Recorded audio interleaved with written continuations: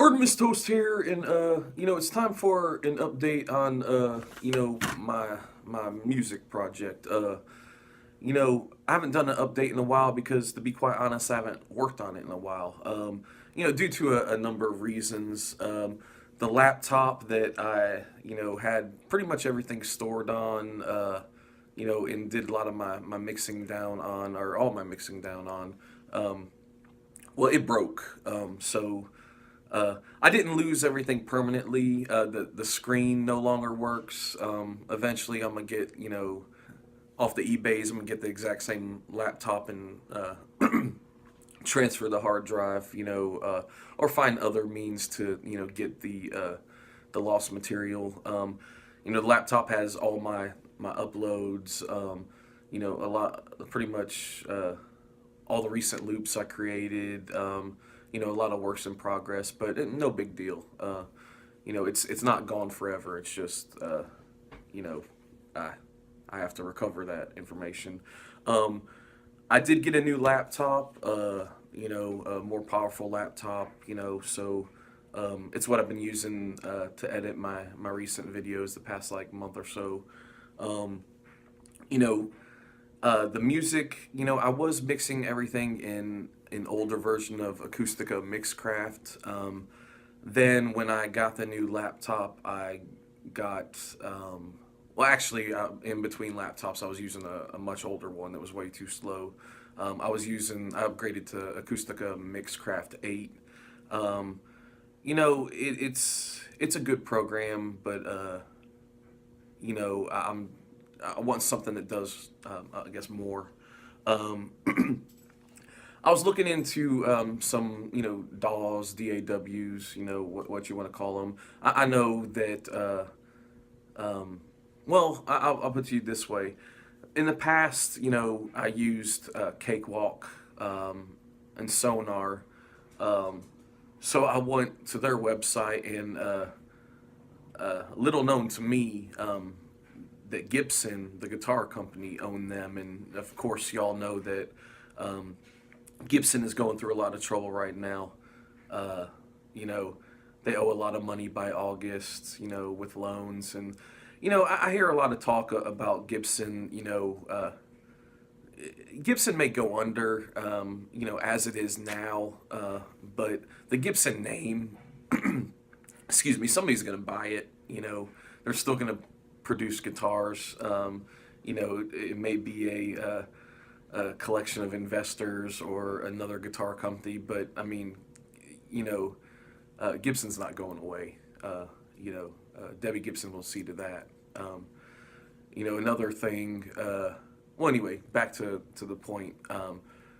Because Gibson owned Cakewalk and Sonar, I went to the web page, and it literally says that Cakewalk is dead.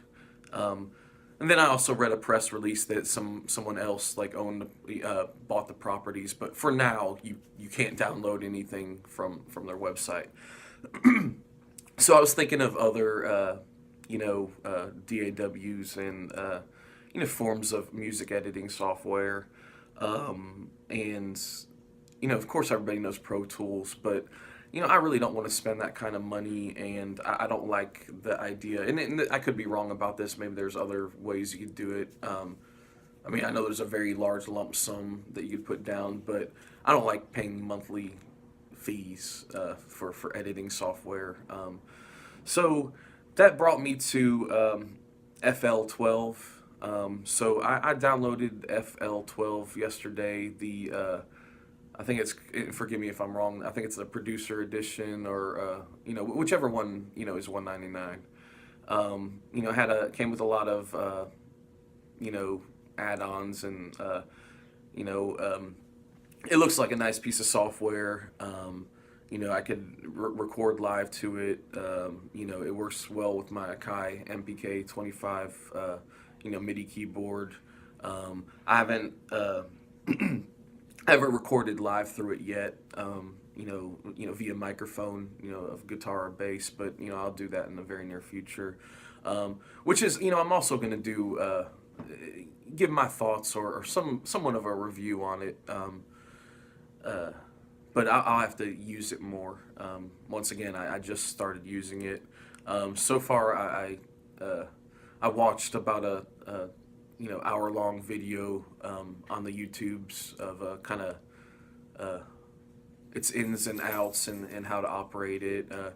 Late last night, I I played around with it, and once again, it's a very easy to operate system that has a lot of features. So, in the near future, I definitely plan to tell you more about the project I'm working on now that I could, record and work on it again. And I will also, give my thoughts on FL Studio 12. But yeah, I just felt that I needed to. I haven't talked about my project in a while. Still working on it in some form or fashion, and it should be released. Definitely by this year. Some other exciting news coming up in the very near future about a trip that I have that I'll be taking. I got some studio work to do out of town, but that's pretty much it for now as far as an update. FL12 studio review coming soon, and more updates on the progress of my next project. Artemus Toast out.